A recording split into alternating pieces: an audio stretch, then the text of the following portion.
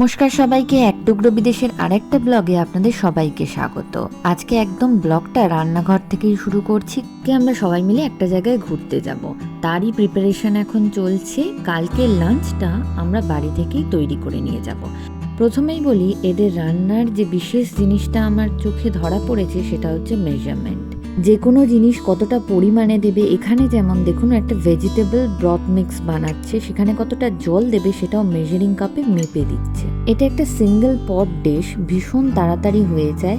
তা প্রত্যেক দিন অফিস যাও বা খুব ব্যস্ত থাকো, প্রত্যেক দিন লাঞ্চ ডিনার বানানোর সময় হয় না, তারা একসাথে এরকম অনেকগুলো পট বানিয়ে রেখে দিতে পারো। আপনাদের যখন যা উপকরণ দেওয়া হবে আমি স্ক্রিনে লিখে দেবো, সেগুলো তোমাদের সুবিধার জন্য। দেশে তো মা কাকিমার কাছে প্রচুর রান্না শিখেছি, কিন্তু কখনো ভাবিনি বিদেশে আসার পরে এইরকম একটা বন্ধু পাবো যে নিজের পছন্দের খাবারগুলো আমাকে এরকম হাতে ধরে বানানো শেখাবে।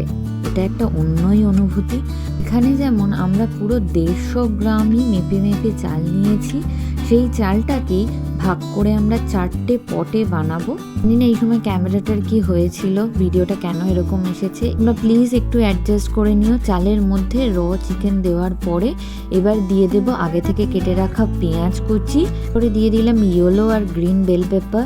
তোমাদের কাছে যদি রেডটাও থাকে সেটাও ব্যবহার করতে পারো, আমার কাছে আজকে রেডটা ছিল না তাই দিইনি। কি সুন্দর দেখতে লাগছে দেখো, সাদা হলুদ সবুজে। এবার একে একে দিয়ে দেবো নানা রকমের মশলা। এখন তো এই মশলাগুলো দেশেও শুনেছি অ্যাভেলেবেল, অ্যামাজন, স্পেন্সার সব জায়গাতেই এখন পাওয়া যায়। স্ক্রিনে তোমাদের সুবিধার্থে উপকরণগুলো লিখে দিচ্ছি, যাতে তোমরা যখন রান্না করবে তোমাদের যদি একটু সুবিধা হয়। এটা হচ্ছে এখনো অব্দি এর লুক এত সুন্দর দেখতে লাগছে, সাদা হলুদ সবুজ এই কম্বিনেশনটা আমার ভীষণ পছন্দ হয়েছে। এরপরে আমরা একটু দিয়ে দেব টেস্টের জন্য লেবুর রস, কিন্তু এখানে ডাইরেক্ট লেবু চিপেও দিতে পারো, কোনো অসুবিধা হবে না, সেম টেস্ট আসবে। আর এবার দিয়ে দেবো একটু সালসা সস। এইবার যেন একদম কালার কম্বিনেশনটা কমপ্লিট হলো, সাদা হলুদ সবুজ লাল, এই লালটাই আমি মিস করছিলাম। শেষে এবার দিয়ে দেব নুন আর গোলমরিচ, এটা কিন্তু দিতে ভুলো না, তাহলে সব রান্নাই জলে যাবে, কোনো টেস্টই আসবে। এটা হচ্ছে একটা মেজারিং কাপ, এখানে আমরা প্রত্যেকটা পটে 1/2 কাপ সাইজ বা 120 ml করে ভেজিটেবল ব্রথ মিক্স দেব। তোমাদেরকে বলছিলাম না, রান্নার ব্যাপারে এরা ভীষণ প্রিসাইজ, প্রত্যেকটা জিনিস কতটা পরিমাণে যাবে, সবজিগুলো কীরকম সাইজে কাটা হবে, সব কিছুর ব্যাপারে এরা ভীষণ প্রিসাইজ। থেকে আমি এখন নতুন নতুন জিনিস শিখছি, তাই ভাবলাম তোমাদের সাথেও শেয়ার করি, আশা করি তোমাদেরও ভালো লাগবে। আমিও নিজের জীবনে এই জিনিসটা মেনে চলার চেষ্টা করব। উপর থেকে আমি জোর করে ছড়িয়ে দিলাম একটু স্মোকড পেপরিকা পাউডার। তখন তো জানতাম না কীরকম টেস্ট হবে, খালি মনে হচ্ছিল লঙ্কাই তো ব্যবহার করলো না, চিকেনটাকে আদৌ খেতে পারবো, কিন্তু সত্যি বিশ্বাস করো পরে যখন খেয়েছিলাম দারুণ টেস্ট হয়েছে। যে চিজের কিউবটা প্রথমে দেখিয়েছিলাম ওটাকেই আমরা এরকম গ্রেট করে নিয়েছি।